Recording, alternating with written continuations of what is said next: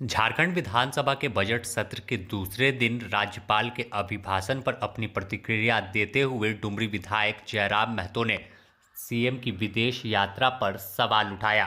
उन्होंने कहा कि विदेश दौरे जाकर सीएम हेमंत, टाटा और जिंदल के साथ एमओयू साइन कर रहे थे, जबकि यह तमाम कंपनियां झारखंड और आसपास के राज्यों में मौजूद है। विदेश गए थे तो कोई विदेशी कंपनी से एमओयू साइन नहीं हुआ जिससे उनका निवेश झारखंड में हो सके। उन्होंने इस यात्रा को सीधे तौर पर उनकी निजी यात्रा बताया।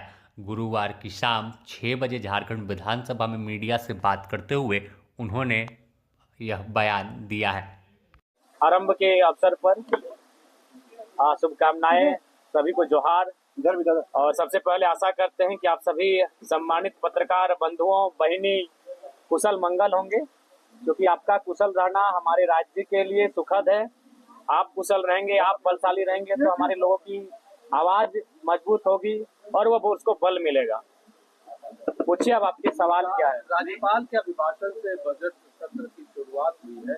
अभिभाषण में आप लोगों को क्या लगा, क्या पूरा अगर पढ़े तो उसको क्या समझ रहा है? विकास का जो खाका सरकार ने खींचा उसमें दिखा आपको कितना भरोसा है?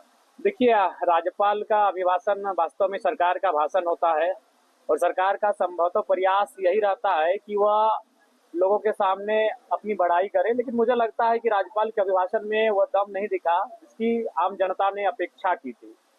आज आप देख सकते हैं मूल अभिभाषण में जो मूल चीजें दिखनी चाहिए थी, आज छात्रवृत्ति का मामला लंबित पड़ा है, आज नियमित परीक्षाएं नहीं हो रही हैं, आउटसोर्सिंग एजेंसियों में कई महीनों से, चाहे वो स्वास्थ्य विभाग के कर्मचारी हो या अन्य विभाग के कर्मचारी हो, 4-5 महीनों से उन्हें वेतन नहीं मिल पाता है, वो लगातार प्रोटेस्ट करते हैं। तो मुझे लगता है कि राज्य को जितनी गति मिलनी चाहिए वो गति नहीं मिल पा रही। उसके बाद हाँ, विदेश से जो निवेश की बात वो कह रहे हैं और सरकार की पीठ थपथपाई जा रही है, तो वो तो स्पष्ट है कि वह केवल एक मुख्यमंत्री की निजी यात्रा के समान रहा।